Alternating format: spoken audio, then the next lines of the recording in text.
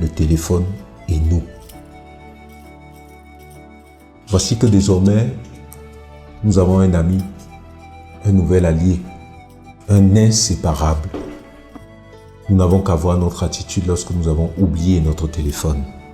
C'est un peu comme du jamais sans son téléphone. L'oubli du téléphone nous bouleverse.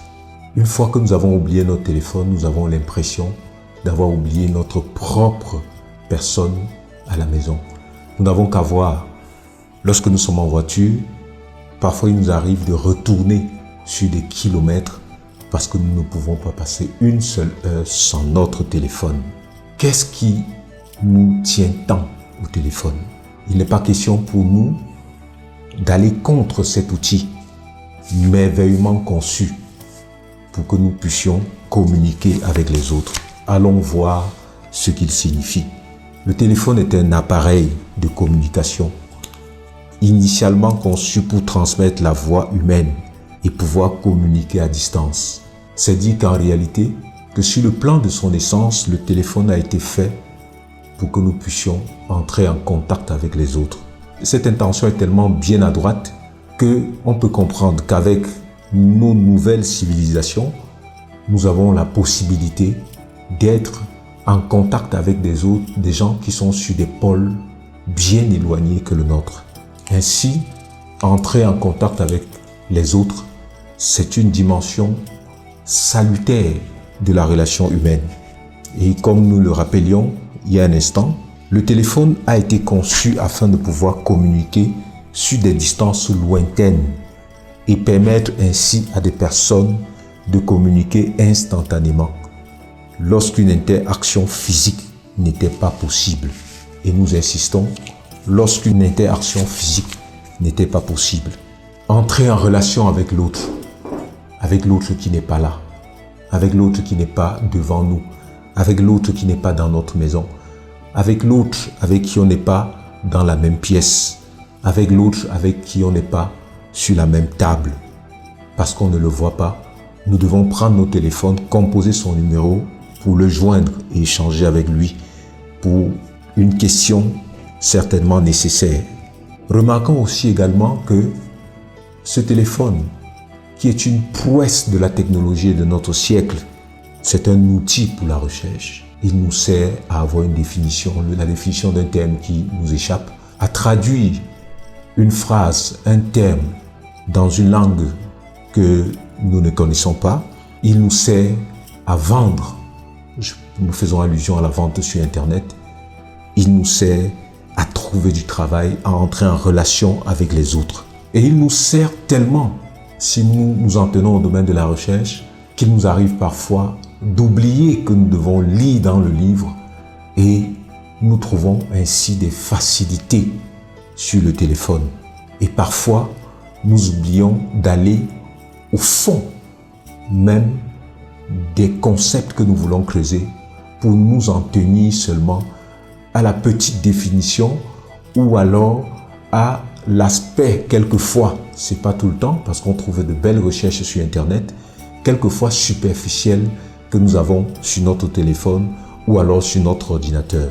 Et on remarque avec cette liberté que chacun a de mettre une information sur Internet, nous allons tomber sur la définition au premier lien que notre téléphone nous aura suggéré et parfois nous allons prendre au comptant sans aller au fond creuser pour savoir si la définition est juste ou pas. Et parfois, comme ça, nous allons nous en tenir à des définitions qui ne sont pas justes. Du coup, il nous semble important, si le téléphone peut nous guider, si le téléphone peut nous conduire, il nous semble important que le livre garde sa place. Parce que nous devons continuer de faire la recherche. Parce que rechercher, c'est aller au fond des choses, c'est aller trouver les essences des choses, c'est aller dans des substances pour pouvoir situer le réel tel qu'il est ou alors tel qu'il doit être. Revenons un peu au téléphone à la maison. Nous nous rendons compte, et chacun de nous, que parfois on se téléphone alors qu'on est dans la même maison. On s'envoie des SMS alors qu'on est dans la même maison. Et on peut penser que le téléphone réduit la relation que nous avons avec les autres. Le téléphone nous opprimerait-il? Comment se fait-il que nous puissions être dans la même maison et ne pas pouvoir communiquer? En plus, rajoutons à ça le fait que chaque fois que nous avons besoin de connaître quelque chose, de comprendre quelque chose, nous avons plus de facilité à consulter notre téléphone qu'à demander à celui qui est à côté de nous. On peut alors penser que le téléphone réduit notre contact avec les autres. C'est la même chose lorsqu'on est sur la même table. On nous voit dans des restaurants, tout le monde à table, venus ensemble pour manger, mais chacun sur son téléphone.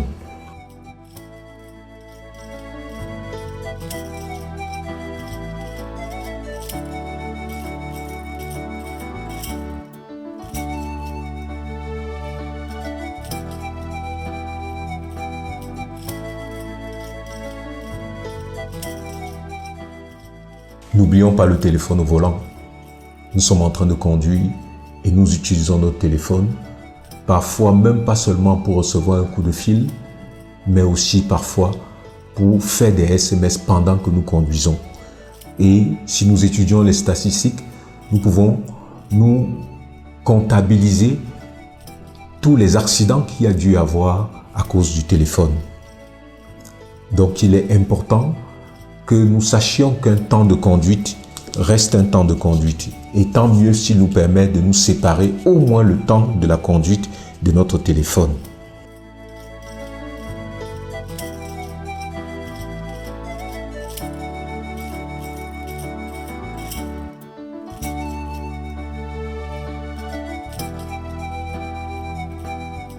Ainsi pouvons-nous nous rendre compte que nous sommes à un endroit donné, que nous sommes partout et parfois nulle part en même temps.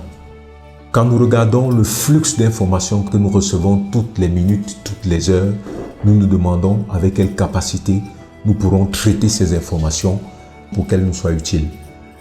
Traiter ces informations pour qu'elles soient capables de nous servir dans le choix libre que nous avons fait. Parce que finalement, on peut avoir l'impression que le téléphone transfère une partie de nous en lui et désormais devient notre patron, au point où il nous est difficile de raisonner par nous-mêmes.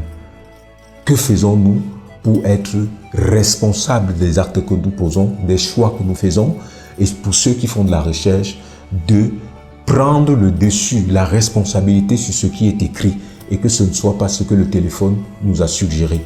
Parce que les informations que nous avons dans le téléphone, ce n'est pas toujours des informations vérifiées, c'est parfois des préjugés, des prénotions que des gens ont sur des concepts qu'ils ont posés en ligne et notre recherche peut en être victime.